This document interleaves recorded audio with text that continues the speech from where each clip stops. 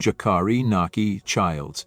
It was a Saturday morning, July 15, 2023, when tragedy struck outside an IHOP on Panola Road in Lithonia, Georgia. 16-year-old Jacob Johnson was gunned down in the parking lot. He was shot once in the head after an argument involving another teen, Jakari Naki Childs, who was also just 16 at the time. Witnesses say the shooting unfolded in seconds, shocking customers and employees who had just begun their breakfast shifts. According to court documents and witness testimony, Childs had gone to the IHOP that morning looking for his ex-girlfriend who worked there, and he had a handgun tucked in his clothing.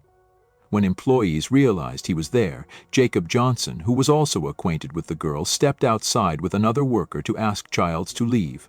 But within moments, words turned into confrontation. Witnesses testified that Childs pulled out the gun and fired, striking Johnson in the head. The teenager collapsed in the parking lot as his co-workers screamed for help. Responding officers found Johnson unresponsive, and he was pronounced dead at the scene. Investigators quickly identified Childs as the shooter. He fled but was later taken into custody. Prosecutors charged him with malice murder, felony murder, aggravated assault, possession of a firearm during the commission of a felony, and possession of a handgun by a person under 18. In June 2025, the case went before a DeKalb County jury. After hearing 2 days of testimony and reviewing security footage and forensic evidence, jurors found Jakari Childs guilty on all counts. On July 9, 2025, before Superior Court Judge Stacy K. Heydrich, Childs was sentenced to life in prison with the possibility of parole, plus 6 additional years to be served consecutively for the firearm offenses. Carlton Glen Orr. In the quiet Oklahoma town of Vinita, tragedy struck on August 22, 2016. 14-year-old Carlton Glen Orr walked calmly into the local police station and confessed to shooting Laura Beth Hendricks, his father's fiancée, inside their home. He told officers in a flat voice, "I just shot my stepmother," and then asked one of them for a hug. Investigators soon discovered Laura Hendricks dead inside the residence, shot once in the chest.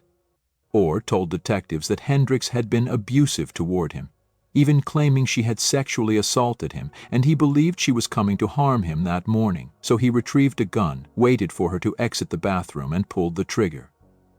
Authorities examined those claims in detail, but prosecutors later stated that evidence did not support any allegation of abuse. Because Oklahoma law mandates that juveniles charged with first-degree murder be prosecuted as adults, Orr, who was only 14 at the time, was automatically certified to stand trial in adult court. He was held apart from the general jail population while awaiting trial. Prosecutors charged him with first-degree murder, describing the shooting as deliberate and unjustified. Reports from local coverage noted that Orr had previously attended counseling for anger management, though he had no significant prior criminal history. After nearly 2 years of proceedings, Orr appeared in Craig County District Court in May 2018, where he entered a guilty plea to first-degree murder. The court sentenced him to life in prison with all but the first 25 years suspended, effectively requiring him to serve 25 years behind bars before parole consideration. During the sentencing hearing, Laura Hendricks' father addressed the court, saying that his daughter had been his best friend and right hand, and that her death had left an irreplaceable void in their family. When given a chance to speak, Orr turned toward the victim's family and apologized for what he had done, saying he was sorry for everything. Joseph B. Spencer. In early September 2012, a quiet stretch of Doddridge County, West Virginia, was shattered by gunfire inside a family home near West Union. When deputies arrived, they found 3 members of the Spencer family, 49-year-old Frederick Spencer III, his wife, 47-year-old Dixie Spencer, and their 9-year-old daughter, Patience, all shot to death. The killings stunned the small, tight-knit community. Investigators soon identified the suspect, the couple's 17-year-old son, Joseph Spencer, a high school student with no prior history of serious trouble. Authorities determined that he had used his father's 9mm handgun to carry out the shootings. Detectives never publicly confirmed what led Joseph to turn the weapon on his family, and neighbors described the Spencers as quiet and ordinary, making the crime almost impossible to comprehend. After his arrest, Joseph was charged as an adult with 3 counts of first-degree murder. On January 15, 2014, Joseph Spencer appeared before Doddridge County Circuit Judge Tim Sweeney and entered guilty pleas to all 3 counts of first-degree murder with mercy. The plea deal meant he would avoid a potential life without parole sentence, and in exchange, the court agreed that 2 of the life sentences would run concurrently, while the 3rd would be served consecutively. Less than a month later, on February 10, 2014, the same courtroom heard the final sentencing, and Judge Sweeney imposed 3 life terms with mercy, officially granting Spencer parole eligibility after 30 years. The judge noted the seriousness of the crime, but also acknowledged his young age at the time of the murders. Spencer was then transferred to the custody of the West Virginia Division of Corrections to begin serving his sentence. Torrey Michael Adamczyk. In September 2006, the quiet town of Pocatello, Idaho, became the scene of a horrific murder that seemed ripped straight from a horror film. 16-year-old Cassie Jo Stoddard, a high school junior known for her kindness and responsibility, had agreed to house-sit for her aunt and uncle at their home on Whispering Cliffs Drive. That Friday night, she invited her boyfriend, Matt Beckham, over to keep her company. Later that evening, 2 classmates, Torrey Michael Adamczyk and Brian Lee Draper, both 16 years old, arrived to watch a movie. What Cassie didn't know was that her friends weren't there for a casual visit. They had already planned her death. According to court records and police interviews, Adamczyk and Draper had become obsessed with horror movies, particularly Scream, and had begun filming themselves discussing a plan to commit a real murder. In those recovered videotapes, they talked about creating their own real-life horror movie, listing potential victims and fantasizing about fame. Investigators later testified that Draper and Adamczyk had previously discussed violent acts at school, and the tapes revealed their detailed plotting in the days leading up to Cassie's killing. On the night of September 22, 2006, after spending time with Cassie and Matt, the 2 boys left the house, but it was part of their setup. They had unlocked the basement door earlier so they could return unseen. Dressed in dark clothing, gloves, and masks, they re-entered the home armed with knives. They turned off the circuit breaker to frighten Cassie and lure her downstairs, but when that failed, they crept upstairs and attacked her. Cassie was stabbed 29 times, with at least 12 wounds classified as fatal. Investigators quickly focused on Adamczyk and Draper after learning they were among the last people to see Cassie alive. During questioning, Draper eventually led police to Black Rock Canyon, where they had buried their weapons, clothing, and the incriminating videotapes. Forensic analysis recovered much of the footage, showing both teams discussing their plan, their excitement, and their lack of remorse afterward. Those tapes became central at trial, proving deliberate intent and contradicting their later claims of panic or coercion.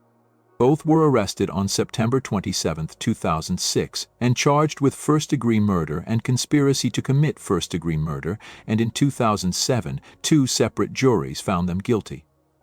Draper's conviction came first on April 17, 2007, followed by Adamczyk's on June 8. On August 31, 2007, Judge Peter D. McDermott sentenced Torrey Adamczyk to life in prison without the possibility of parole, plus 30 years to life on the conspiracy charge. The court cited the brutality of the crime and the extensive premeditation as reasons the sentence was appropriate despite Adamczyk's age. Barry Dale Locates. On February 2, 1996, a quiet Friday afternoon at Frontier Middle School in Moses Lake, Washington, turned into one of the darkest days in state history.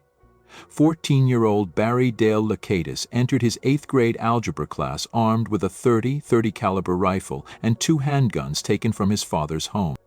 He was dressed in a black duster coat and, according to witnesses, walked to the front of the classroom before raising the rifle and saying chillingly, "This sure beats algebra, doesn't it?"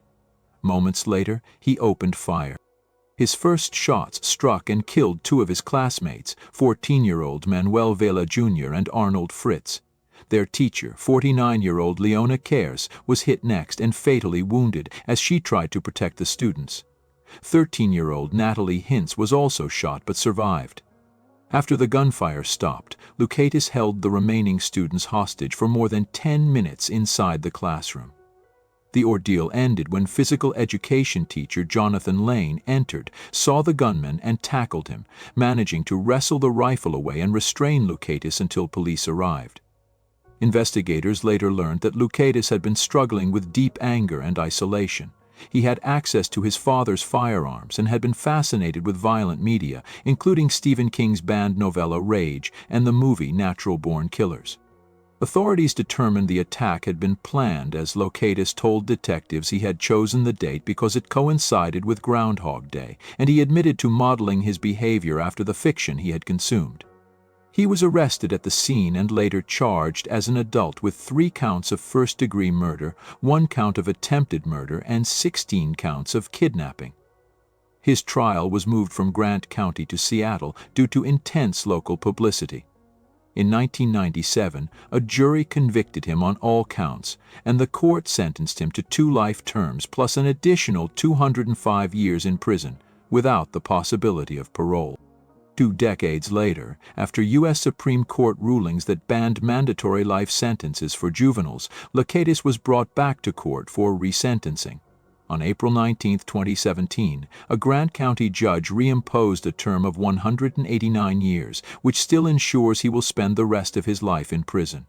During the hearing, Lukatis addressed the victims' families for the first time, saying he is sorry for what he did, that what he did was evil and senseless. Daniel William Marsh. In the quiet college town of Davis, California, the spring of 2013 turned into a nightmare.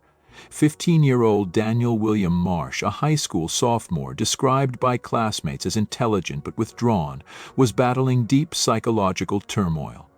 According to court records, he had long harbored fantasies of killing and mutilating others, stemming from years of depression, trauma, and violent ideation documented in his therapy notes.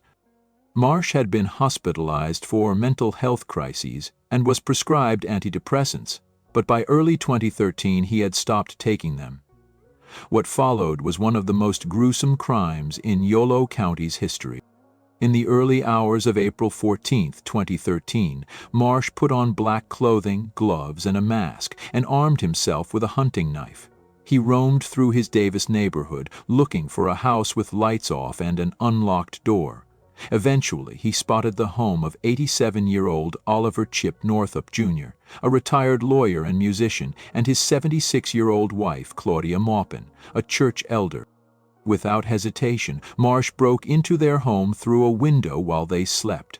Once inside, he carried out a frenzied attack, stabbing the couple more than 120 times combined, 61 wounds to Northup and 67 to Maupin, according to the coroner's report. Prosecutors later said Marsh mutilated their bodies post-mortem and arranged the crime scene to shock anyone who discovered it. For weeks, the case baffled detectives.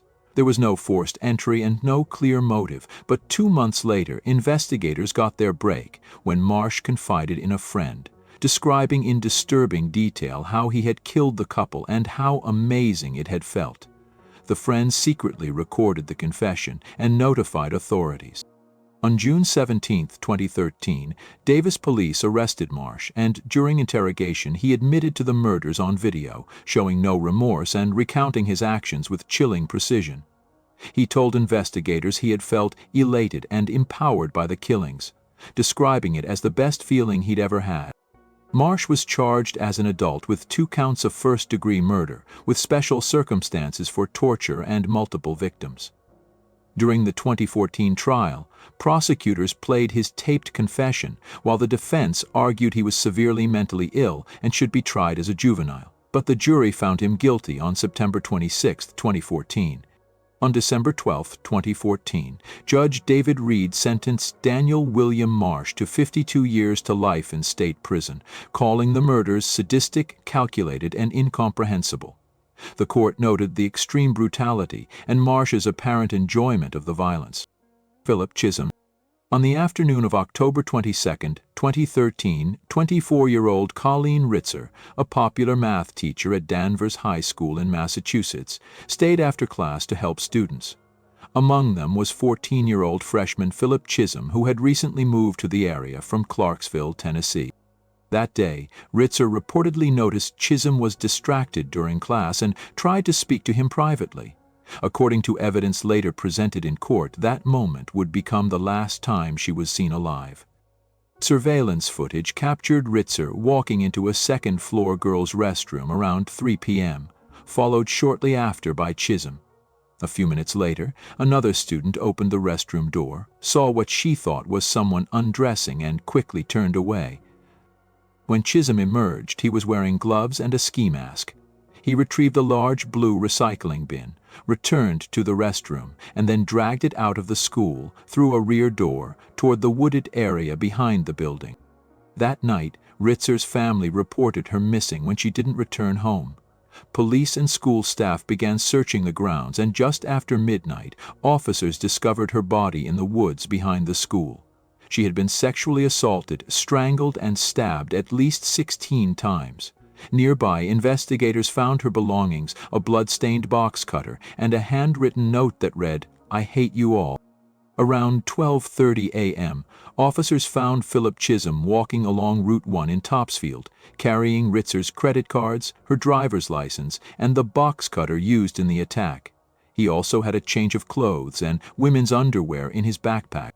When questioned, he replied, "The girl."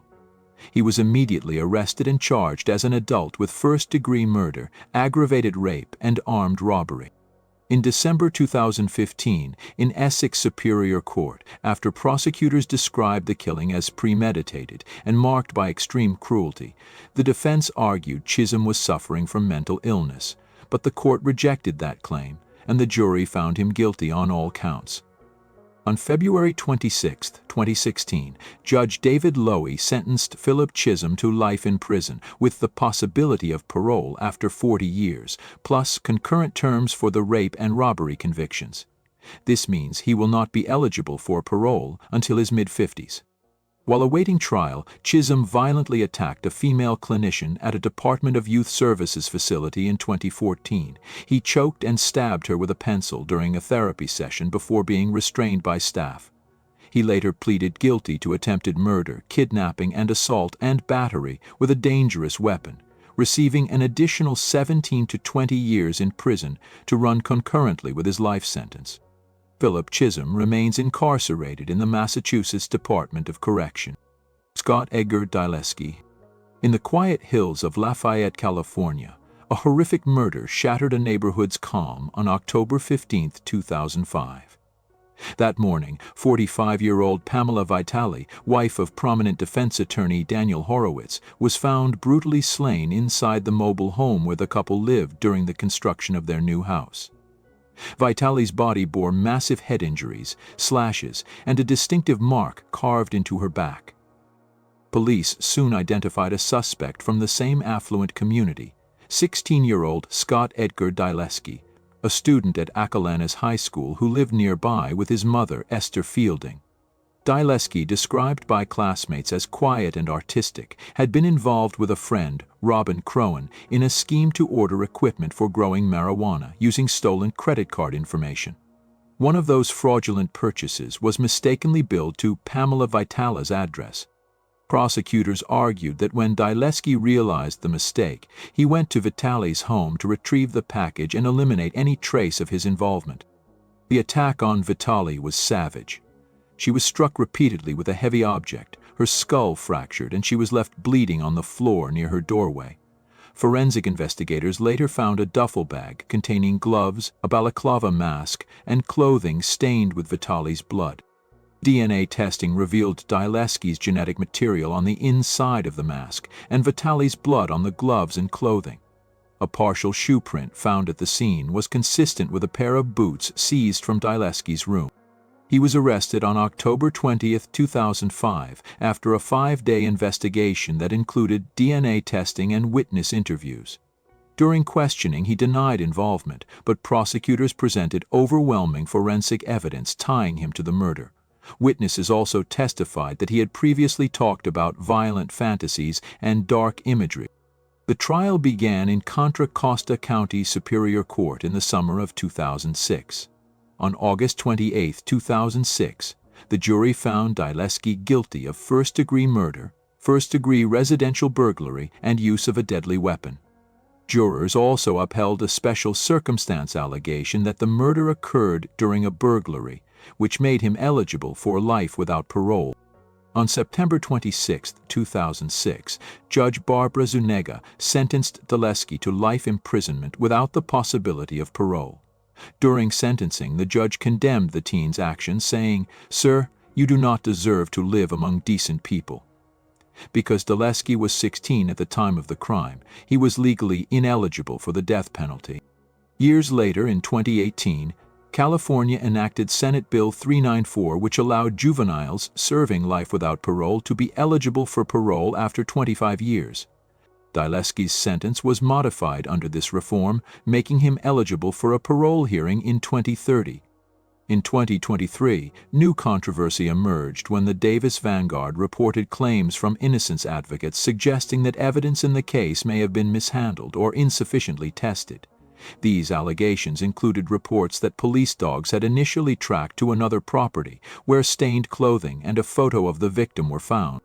Authorities have not reopened the case, but the debate continues among those who question whether the right person is serving time for one of California's most shocking neighbor-on-neighbor murders. T.J. Lane. On the cold morning of February 27, 2012, students gathered inside the cafeteria of Chardon High School in Geauga County, Ohio, unaware that tragedy was only moments away. At approximately 7:30 a.m., Thomas T.J. Michael Lane III, a 17-year-old student from nearby Lake Academy, quietly entered the cafeteria armed with a .22 caliber Ruger semi-automatic handgun that he had stolen from his uncle's house the night before. Without warning, Lane opened fire on a group of students sitting at a table, striking multiple victims at close range. When the gunfire stopped, 3 students, 16-year-old Daniel Parmenter, 17-year-old Russell King Jr., and 16-year-old Demetrius Hewlin, lay mortally wounded. 2 others, Nick Waljak and Joy Rickers, were injured but survived. Waljak was left permanently paralyzed from the waist down. Chaos erupted inside the school as teachers and students fled for safety. Frank Hall, a teacher and football coach, heroically chased Lane out of the building, preventing even more loss of life. Lane ran from the scene but was apprehended minutes later near his parked car on Wooden Road, roughly a half-mile from the school. Investigators quickly discovered that the gun Lane used belonged to his uncle and had been taken without permission. Though Lane was legally a juvenile, prosecutors moved to have him tried as an adult due to the gravity of the crime. He faced 3 counts of aggravated murder, 2 counts of attempted aggravated murder, and 1 count of felonious assault. After psychiatric evaluations found him competent to stand trial, Lane entered a guilty plea on February 26, 2013, admitting to every charge brought against him. At his sentencing hearing on March 19, 2013, Lane shocked the courtroom. As grieving families prepared to speak, he removed his outer shirt to reveal a word killer. Smirking, he raised his middle finger toward the victim's relatives and delivered a vulgar statement so disturbing that even seasoned court officers were stunned. Judge David L. Fury condemned Lane's lack of remorse and sentenced him to 3 consecutive life sentences without the possibility of parole, plus 37 additional years for the attempted murders and assault charges. His later appeals were denied and his conviction upheld. In September 2014, Lane made national headlines again when he escaped from the Allen Correctional Institution in Lima, Ohio, along with 2 other inmates. Using makeshift ladders, they scaled a perimeter fence and slipped into the darkness. Lane's escape triggered an intensive statewide manhunt that ended within 6 hours when authorities captured him just outside the prison grounds early the next morning. He was immediately transferred to Chillicothe Correctional Institution, a maximum security facility where he has remained under strict confinement. DeMarquez Elkins. On the morning of March 21, 2013, in Brunswick, Georgia, 13-month-old Antonio Angel Santiago was in his stroller as his mother, Sherry West, took him for a walk near their home. It was around 8:30 a.m. when two teenagers approached her on the street. One of them, later identified as 17-year-old DeMarquise Elkins, demanded her purse, while his accomplice, 15-year-old Dominique Lang, stood nearby as a lookout. When Sherry West told them she had no money, Elkins pointed a small-caliber handgun at her and said, "Give it up or I'll kill you." Moments later, he fired a shot that grazed her ear and another that struck her leg. Then, in a shocking act that stunned the country, Elkins walked up to the stroller and shot baby Antonio in the face at point-blank range. The child died instantly. Police later discovered that Elkins had been involved in another violent crime just 10 days earlier, a failed robbery in which a Brunswick pastor, Wilfredo Calix Flores, was shot and wounded outside his church. When Dominique Lang confessed and cooperated, after investigators had connected the two incidents, he identified Elkins as the gunman and led detectives to the weapon that had been thrown into a pond by Elkins's mother, Karima Elkins. Elkins was arrested within days and charged with malice murder, felony murder, aggravated assault, attempted armed robbery, and first-degree cruelty to children, among other counts. His mother and aunt were charged with evidence tampering and lying to police after admitting to hiding the revolver. Because of intense publicity, the trial was moved from Glynn County to Cobb County, Georgia, and during the trial, prosecutors relied on eyewitness testimony, ballistic evidence, and statements from Lang. Sherry West testified about the confrontation, saying that Elkins had threatened to kill both her and her baby before opening fire. On August 30, 2013, a jury deliberated for less than 2 hours before finding Elkins guilty on all 11 counts. 2 weeks later, on September 12, 2013, Judge Stephen D. Kelly sentenced him to life in prison without the possibility of parole, plus 105 additional years for related charges, including the attempted robbery and shooting of Pastor Calix Flores. Elkins's mother, Karima, was later sentenced to 10 years for tampering with evidence. Dominique Lang, who testified against him, was tried separately and convicted of felony murder, receiving a 30-year sentence.